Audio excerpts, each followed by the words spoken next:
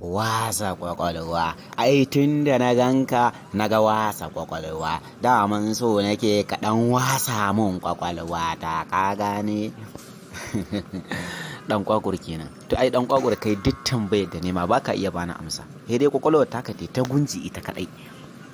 Kai da Allah gyara, ai da yanzu ba ɗaya ba ne. Yanzu kwakwalwa ta fresh take, duk wata tambaya idan kai min zan baka amsar ta ba tare da jinkiri ko ɓata lokaci ba.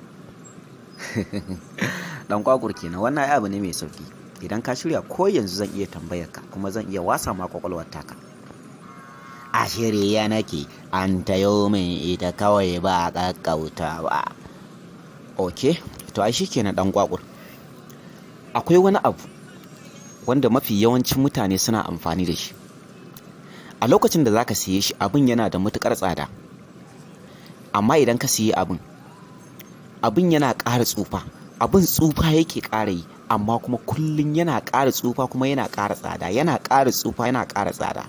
A misali, idan a yau ka siye shi naira 100 a misali, to idan ka tahi siyarwa bayan shekara 10, to abin zai iya kawo ma naira 1000 ko 1500, domin shi abin tsufan da yake yi shine tsadar da yake ƙarawa. Shin dan kwakur, wannan abu ne wannan?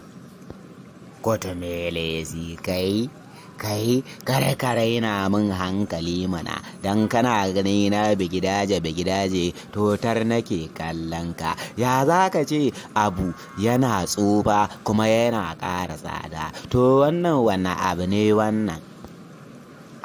To ai dan kwakur, kai ka ce duk tambayar da nema za ka iya bani amsa, kuma ya za in tambaye ka kuma ka dawo min da tambaya ta? Kota mele sai billahi lazi huwar rahmanu, na baka gari na kasa amsa min tambayar, dan Allah warware min. Dan kwakur kenan.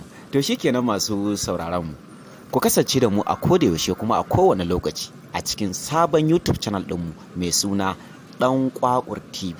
A cikinsu za ku dinga samun wasanni da kuma nishadi na daban-daban na cikin Katum, wato Hausa Katum.